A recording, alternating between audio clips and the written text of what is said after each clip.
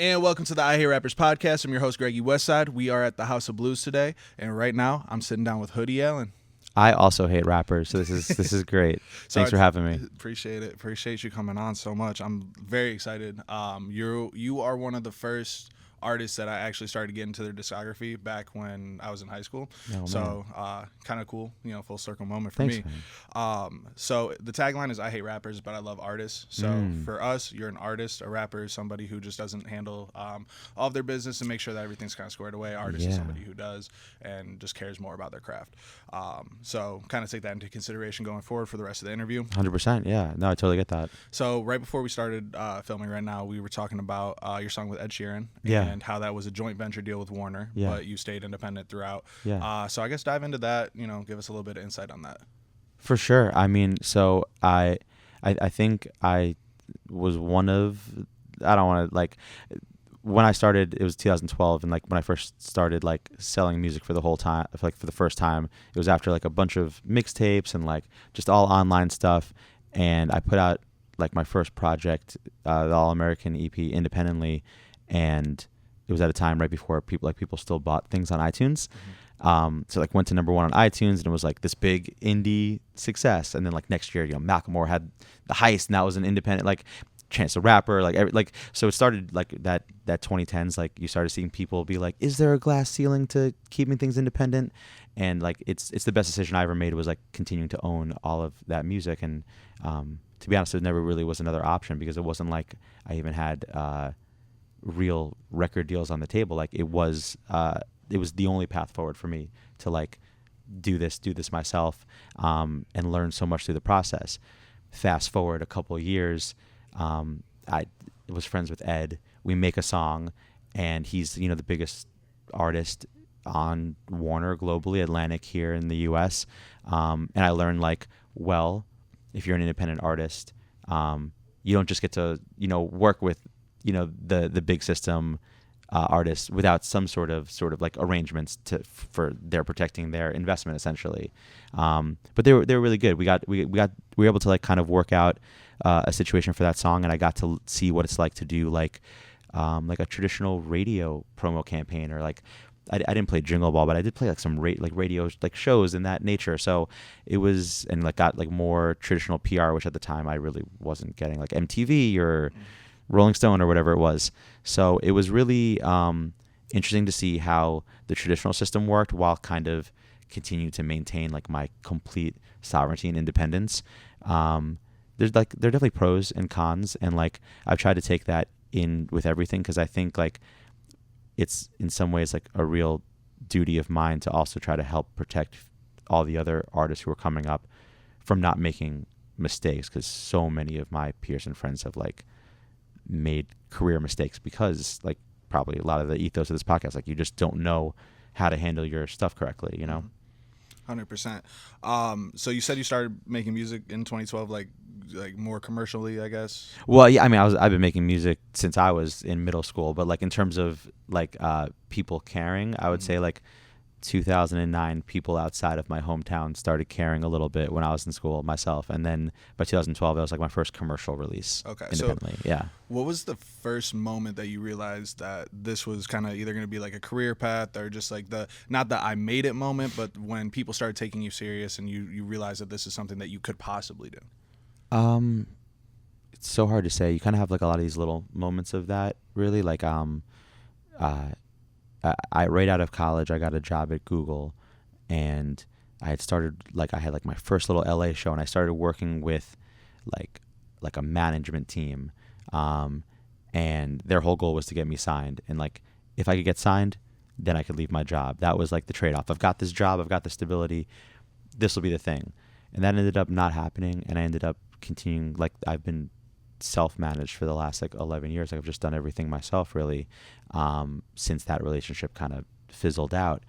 And you get these little moments, like the All-American, like going to iTunes, like that was a pop. Like just deciding, like the first time I got like a million it was YouTube videos, I think, YouTube views at the time, but like first 1 million play video, you're like, oh wow, that's like significant, so you just keep having, like, the first time I heard my song on the radio, like that song with Ed, like you have these like little kind of triumphs in a sense.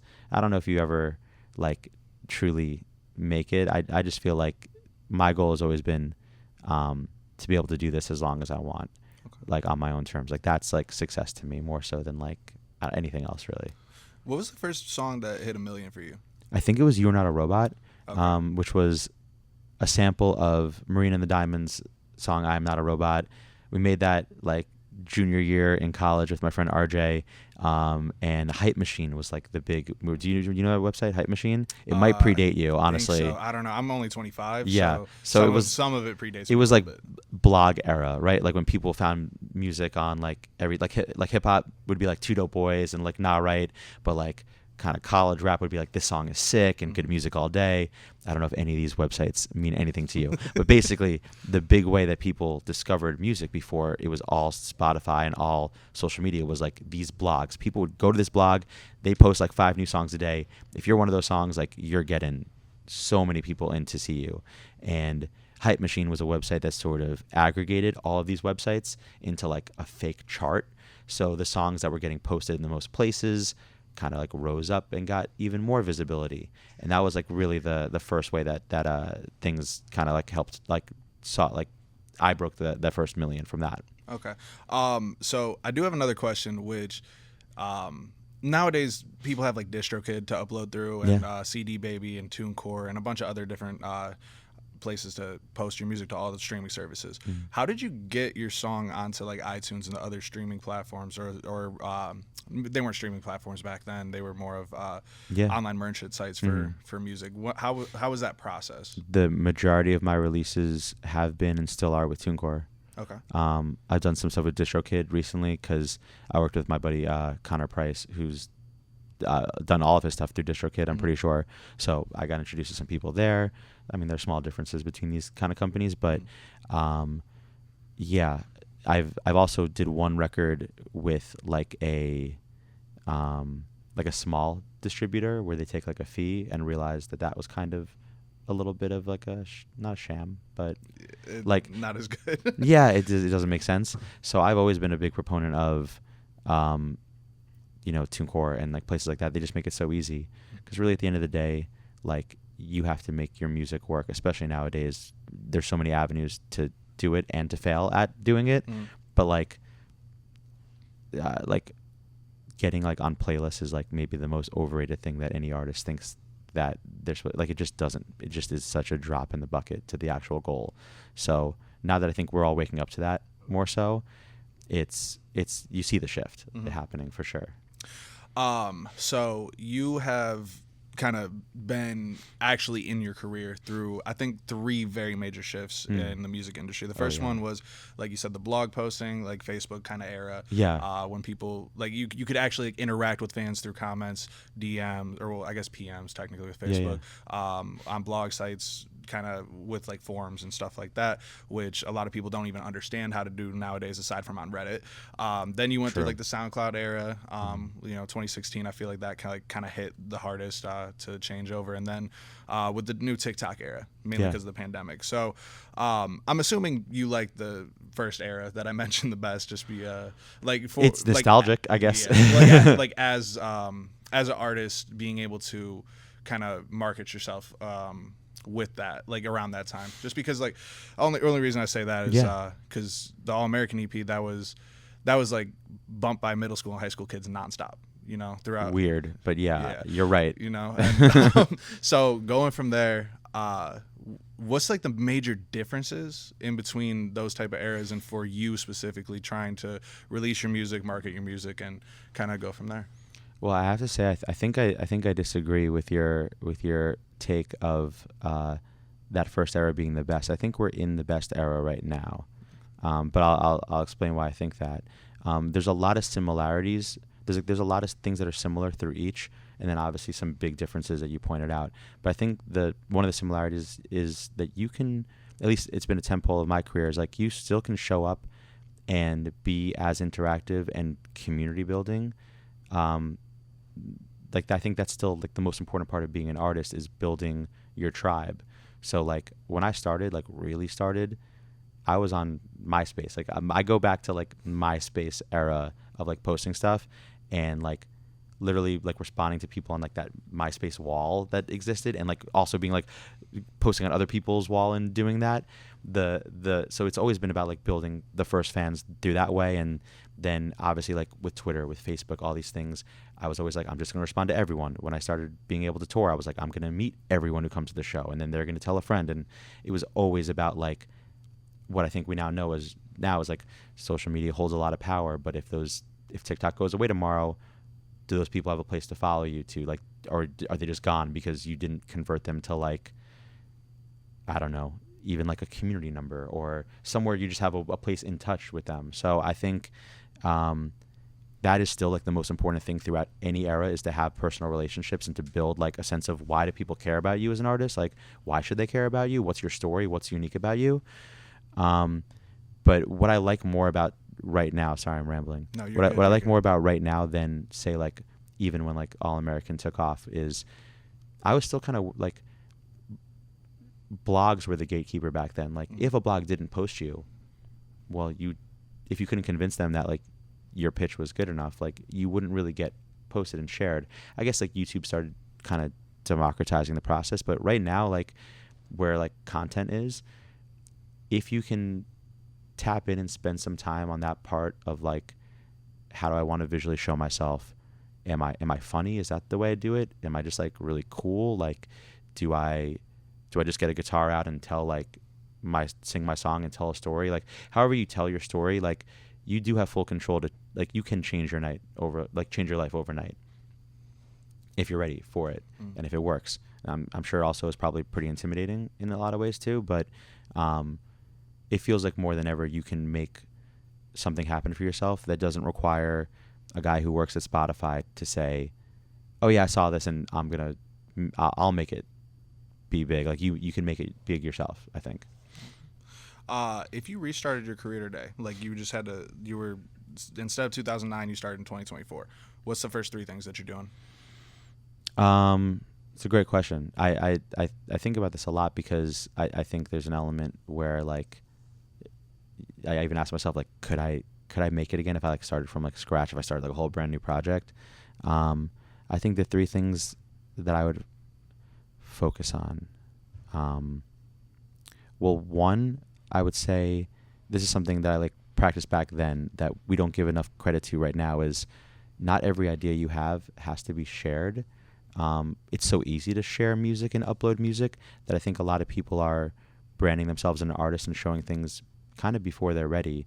Like I posted on a website called rapmusic.com, like from like age like 14 to like 19, where I was like posting like these demos and like over these like SoundClick beats that like free download beats, and like was just like getting feedback on like what I wasn't good at. Like it was just like there's like a training ground, kind of like comedians, where like, you know, they always say like comedians are only good like once they're in their like 30s and stuff. Like it takes like 12 years to be good as a comedian.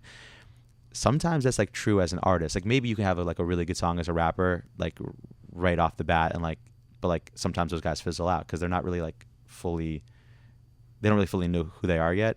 So I think there's no shame in like, you don't have to share everything to SoundCloud. You have to share everything to YouTube, because sometimes you get negative feedback and it like discourages you. Like take time with your craft. I'd say that's number 1. Number 2, sorry, like you just have to like also make videos. Like you have to find a way to like say, this is part of what I do, and if you don't want to be the main person involved in it, that's okay. Like some people want that to be their personality, some people don't, but like I think there's ways for every single person to like make content that can be fulfilling for them, and it doesn't have to be a chore. I think number 3 might just be like, be open to collaborating with others, and like building a team. Like we have Yoshi T, who's opening on this tour, who I think is awesome, and like I can even see like in pockets of like the 22-year-olds, the 23-year-olds who are out here, like they support each other and they work together, and like I think there's a cool collective vibe that can come from that. So find your tribe, essentially, both as like fans but also like your artist community. Do you think that it was harder to collaborate back in the 2010 to 2014 era versus the 2020 to 2024 era? I've done a lot of collaborations in general, so it's hard to say. I think collaboration's also pretty like awesome to hip hop, but it does feel like people will. I feel like people are more open now, and they realize even just like the way the Spotify algorithm works, like exposing yourself to like each other's fan base is like cool, and it's easier than ever, and there's less egos involved, I think. I remember like trying to get like more like official rapper collabs back in the day, because I was like, oh man, like it would be so cool to have like ASAP Rocky on this song, and like it was never gonna happen. Like it was just like not a thing for so long, and now I realize like I'm sometimes like the songs I've done with Connor, for instance, like have brought back like some old fans who were like, I grew up listening to you, I just discovered him, I love this song that you guys have done together, I'm now back in your, like, I went from being super passive fan, like now I'm back, so I think there's so much power to being open to collaboration for sure. What's one collaboration that was realistically possible for you to have at the time that you never were able to? The one that you're like, I really wish that would have happened. Realistically possible. Like you said, ASAP Rocky wasn't the most feasible, but it could have been something similar to that. Yeah, I don't know. That's a great question. I mean, I have a song with Ed Sheeran, so I feel like it's hard to complain about anything. Like, that's my guy forever. I love him, because that relationship has never been about music. That's just been about, that's the homie. But yeah, like if I could think of anything, like way back in like 2013, like Drake followed me on Instagram, still does to this day for some reason. We don't really talk. He's Drake, but he's Drake. But like there's like a really funny moment of like interacting, and like I love Drake as an artist, so the idea that could have potentially I could have had like a song with him, not that I ever asked. Oh, I have a real answer now. I still love Drake. I love to clap. Drake, let's clap. But I was in college. No, I just moved. I started working at Google in 2010 while doing music. I got connected to Childish Gambino. He was like, I'm playing a show in San Francisco. I was like, I'd love to come open, whatever. Didn't happen. But like we spoke, and then I connected with Ludwig, who like does all of his production stuff, especially like the Camp album and things at that time. He did Because of the Internet as well. Yeah, right? yeah. And now he just like scored. He's like the new Hans Zimmer. It's amazing. There was like a time where I sent him a few of my like early mixtape songs, like hoping he would get on it. This is like before. This is like when he was doing like his mixtape era of stuff, and I thought there was like a chance that could happen, and it like never happened. And I'm just like such a fan of everything that he does, like personally, professionally. I did get to meet him once. We played a college show together at University of Florida, and that was it was a really cool moment to be able to perform with him and meet him. But that would be the one collab that I thought there was an outside chance, because like I had his email, like we'd spoken, but it never actually happened. High school me would have loved that song. I just current me would still love that song. I think it would be different now. We'd be like, let's not rap. Like, let's just do like something different. But yeah, no, I mean, so fun. Whenever you play a song and the nostalgia hits, I remember when we were going back over your songs, and just going through your catalog, watching the videos. I was singing along every word to No Faith in Brooklyn, No Interruption, just it was yesterday. And then I screwed up so much on Nolan Ryan. Oh, you got Nolan Ryan in there too. That's my girlfriend's favorite song of mine, by the way. Really? Yeah. What's your favorite song of yours? I like whatever song is typically like the least popular on an album. That's like fair. Whatever like gets no streams, it's like not because that's not why it's my personal favorite, but it just happens to be usually the song that like I was like, oh man, I really like that one. It's impossible for me to pick a favorite song. If you like went by album, I could tell you which one, but I would say overall, like we opened the show tonight with No Faith in Brooklyn. We close with No Interruption. I'm really glad that I still like love those songs. Because I think it's really hard when like I don't want to name artists, but like I know there are artists who hate the song that sort of put them on the map, and are forced to play it or have like a weird relationship with it.